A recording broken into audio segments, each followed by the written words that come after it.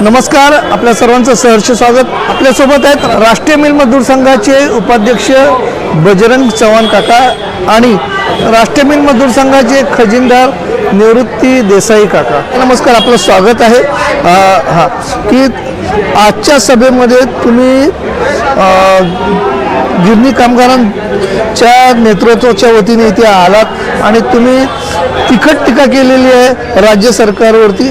माझा तसं जाणून बुजून हा आमचा काही तसा हेतू नाही आहे, पण या ठिकाणी जे काही खोटे नाटक जे प्रचार अपप्रचारातून नेतृत्वाच्या बाबतीमध्ये इथे येऊन जर कोणी उपऱ्या बोलत असेल तर त्याला सडेतोड उत्तर देणं हाच त्याच्या पाठीमागचा हेतू आहे।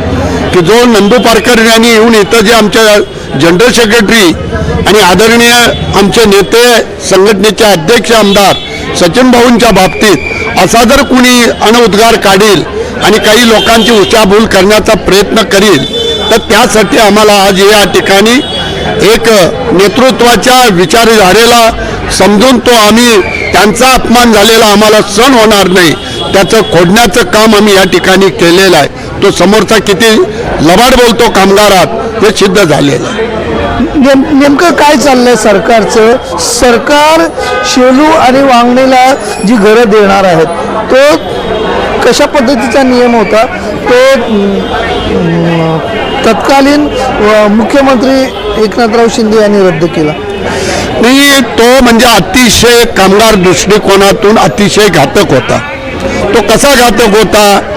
आज सेलू या ठिकाणपासून नाही म्हटलं तरी 85 ते 86 किलोमीटर हे इतकं लांबचं प्रवास आहे। आज त्या ठिकाणी गाडीची सोय असता नाही आहे। आज गाड्या 2 तासां 3 तासानं एक कुठेतरी ती लोकल येते आणि दुटीला येणारा 10च्या किंवा 9च्या दुटीला येणारा कामगार तो घरातून या ठिकाणी येऊ शकत नाही, कुटुंबाला वेळ देऊ शकत नाही। राहिला दुसरा भाग, त्या ठिकाणी पाण्याची व्यवस्था नाही, उल्हासनगरचं पाणी त्या ठिकाणी लोकांना प्यावं लागणार। दुसरी तिसरी गोष्ट, त्या ठिकाणी आज जी जागा आहे त्या जागेमध्ये घर किती होतंय तर 300 स्क्वेअर फुटाचं घर होतंय। आज मुंबईमध्ये घर म्हाडाने किती दिलंय कामगारांना? 225चा एरिया दिलेला आहे आणि आता तिथं 300चा तुम्ही एरिया देणार त्या कामगारांनी आणि त्याची किंमत किती? गव्हर्नमेंटची 5 लाख सबसिडी आणि कामगारांना 9.5 लाख भरायचं आणि गव्हर्नमेंटची 5.5 लाख रुपये सबसिडी द्यायची, म्हणजे 15 लाखाचं जर घर आणि इथं तुम्ही किती देता? 6 लाखाला घर देताय। म्हणजे हा अंतर किती, डिफरन्स किती आहे आणि ते घर किती छोटं आहे। त्या घराला 10 रुपये म्हणजे 10,000 तर सोडाच, 5,000 देखील कोण भाडं देणार नाही, त्याचं मेंटेनन्स मागणार नाही त्या गिरणी कामगाराचं आणि हप्ता जाणार नाही बँकेचा। इतकी भयानक अवस्था आणि तुम्ही अशा गोष्टीला जर मान्यता आम्ही दिली तर या कामगारांना आपण पचवतोय। मग तुम्ही आता इथं टावर आणि या बिल्डिंगी सगळ्या उभा करायला लागलाय तर धोरणात्मक तुम्ही निर्णय घ्या।